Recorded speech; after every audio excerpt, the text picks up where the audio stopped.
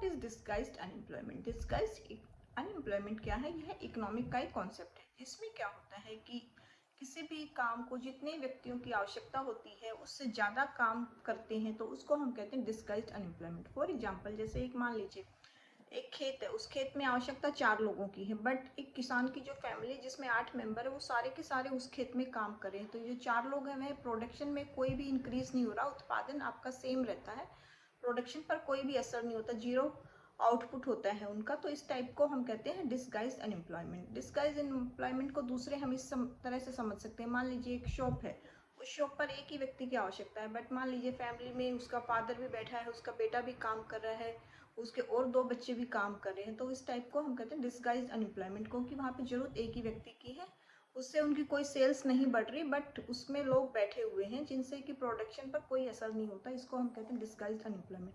Thank you for watching.